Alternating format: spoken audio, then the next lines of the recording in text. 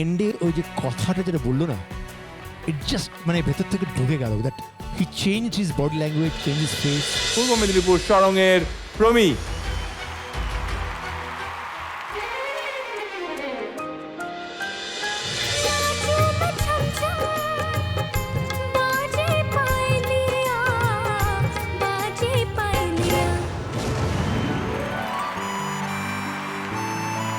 শান্তনুদা কি অ্যানালিসিস করলে বলো? আমি করবো না, এই আবার ও করবে।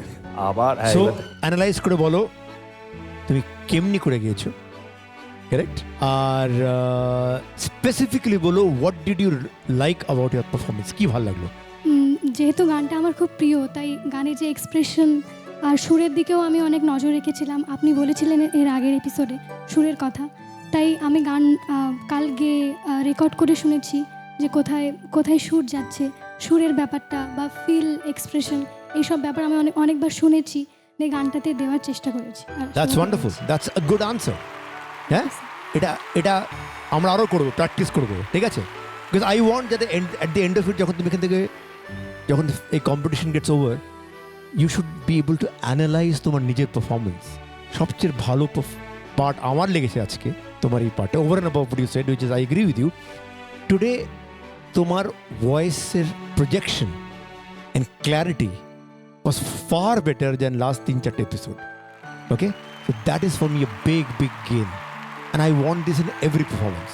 Okay, thank you so much. Thank you sir. Promi, আমার তোমার গানটা শুনতে শুনতে যেটা মনে হচ্ছিল, একদম টেম্পোতে গেয়েছো, আর অসাধারণ রিদম সেকশন, একটা জোরে হাততালি হয়ে যাচ্ছে। এই যে একদম প্রপারলি সিঙ্কে গান গাওয়া, এটা শুনে আরও ভীষণ ব্রাইট হয়ে গেছে গোটা জিনিসটা। সো অল দ্য বেস্ট, পরের পারফরমেন্সগুলো এরকমই হোক, ইভেন আরও বেটার হোক। Thank you ma'am. একটুখানি রথির কাছে আসবো। রথি, দেখো ওরা এখানে পারফর্ম করলো, তারপর একটা মতামত ওরা পেলো, সেটা ভালো হতে পারে, খুব ভালো হতে পারে, বা খারাপও হতে পারে। তারপরে তো আলটিমেটলি ওটা তোমাদের কাছে আসে, তখন তোমরা কি বলো? আমি বোঝাবার চেষ্টা করি যে কি ফ্লস কী ছিল এবং জাজেসদের ইন্টারপ্রিটেশন কী ছিল, কেন ভাল লাগে। আজকে যখন গেলাম, ও রিহার্সাল করছিলাম, আমি গিয়ে কানের সামনে গিয়ে বললাম তুই সমস্ত শক্তি দিয়ে গানটা গা, আর কিছু বলিনি। আমি জানি ওইটাই একমাত্র, ও আওয়াজ কন্ট্রোল করার চেষ্টা করে কখনো কখনো। আমি জানি না ওর ভয়টা কিসের ভয়, ওর কেন মনে আমি জোরে গেলে শুনতে ভাল লাগবে না, এটা একটা ওর ভয়। এই ভয়টা যত কাটিয়ে উঠবে তত প্রমি আমাদের শুনতে ব্রাইট মনে হবে। সো আজকে এক্স্যাক্টলি তাই করলো। আগামী দিন থেকে আবার তোর কানের পাশে গিয়ে আমি বলতে থাকবো শক্তি দিয়ে গান গা, আর ধেদানির ডিপার্টমেন্টে তো আছে, ওরা দায়িত্ব নিয়ে নেবে। আর আমরা এই যে কারণ খুঁজে চলেছি, যে এই যে একটা চেঞ্জ, এই যে আরও ভালো হয়ে গেল ওর গানটা, এইটার আমার মনে হয় একটা স্পেশাল বা স্পেসিফিক কারণ প্রমি আমাদের জানাবে। প্রমি, এরকম কোনো আলাদা কারণ আছে? হ্যাঁ, মানে এর আগের কয়েকটা পারফরমেন্স আমার খুব একটা মার্কস আসছিল না, তো আমি বাবাকে বললাম যে আসছে না, আমি খুব টেনশনে আছি যে আসছে না, এরকম নাম্বার 85 আসছে না, 85, 81, 82, 79 হয়ে হ্যাঁ, গেছে। এরকম হচ্ছে। তো বাবা বললেন যে তুই তো পুতুল পছন্দ করিস, তো এত টেনশন করিস না, আমি আমি যেখানে থাকি সেই রুম থেকে আমি এনে দিচ্ছি। তো বাবা একটা ব্যাগে আমার সমস্ত পুতুল এনে দিল, মানে আমার কাছে পুতুল ছিল দুটো, টনিক দা ছিল, আর একটা কি নাম ছিল? কিটি ছিল। কিটি। হ্যাঁ, এখন আমি বাড়িয়েছি ওদের সংখ্যাটা। কি এখন টিমে কারা কারা এসেছে পুতুলের টিমে? আমার এখন নিয়ে আয় যা। 7 জন। ওই দেখ 7 জন। আচ্ছা, এবার নামগুলো বল। ওপরে গীতশ্রীর কাছে আছে কিটি, ওকে আমরা চিনি। হ্যাঁ। আচ্ছা, সায়ন্তনীর কাছে গুলাবো, ওইটাই গুলাবো। আচ্ছা, আয়ুষের কাছে কে আছে? ওর নাম কি? দেখাও আয়ুষ, ঠিক করে দেখাই কি না। টিঙ্কু। টিঙ্কু, আচ্ছা, ওই যে টিঙ্কু বড় ছেলে, আর ছেলে মেয়ে ভাগ আছে আর কি। আচ্ছা, টিঙ্কু হচ্ছে ছেলে। হ্যাঁ, গুলাবো হচ্ছে ছেলে।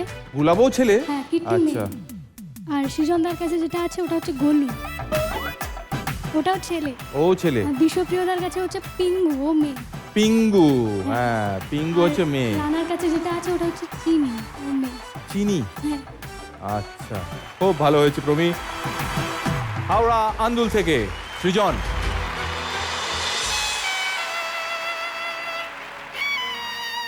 ना तेरा है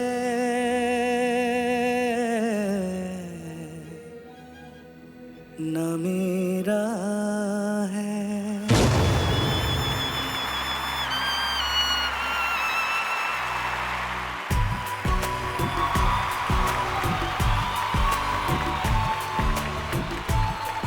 वाओ वाओ ऑसम, क्या बात, क्या बात,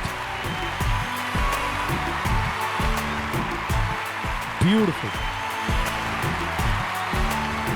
এই পারফরমেন্সটা এই জন্য স্পেশাল, এটা কিন্তু গান নাই, পারফরমেন্সটা ইজ লাইক অ্যান অপেরা। এতগুলো স্টার্ট স্টপস আছে এই গানটার মধ্যে, বাট কি সুন্দর একটা গ্রাফ ফর্ম করলো, আর এন্ডে ওই যে কথাটা যেটা বললো না, ইট জাস্ট মানে ভেতর থেকে ঢুকে গেল, that he change his body language, change his face, একটা emotion. I think we saw something very very special, very impressed. Thank you sir.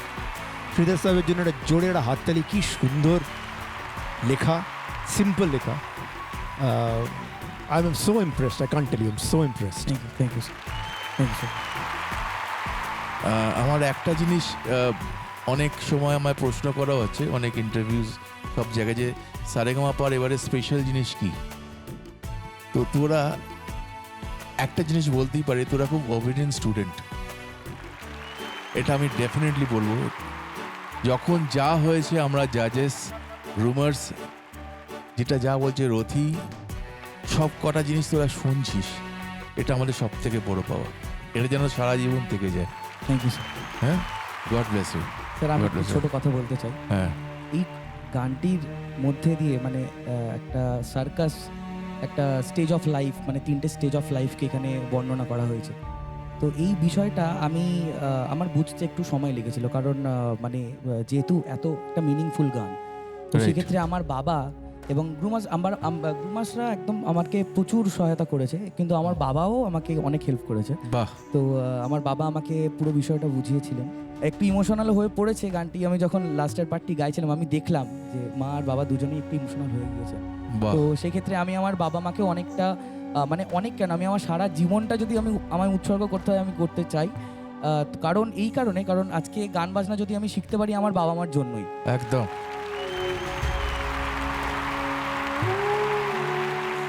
আপনার এই মুহূর্তে দাঁড়িয়ে ঠিক যেটা আমাদের সঙ্গে শেয়ার করতে ইচ্ছে করছে বা যেটা বলতে ইচ্ছে করছে, সেটা যদি আমাদের বলেন। আমি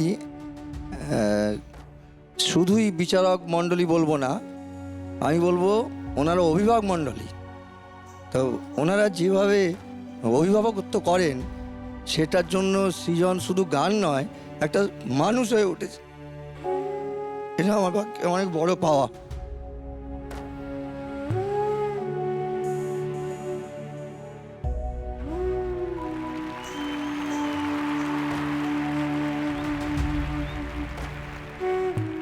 আপনারা খুব ভালো থাকুন, এবং আমাদের সম্পূর্ণ বিশ্বাস আছে যে সৃজন আপনাদেরকেও ভালো রাখবে, আমাদেরকেও ভালো রাখবে, আরও ভালো ভালো গান গাইবে। Very well done Srijan. Thank you.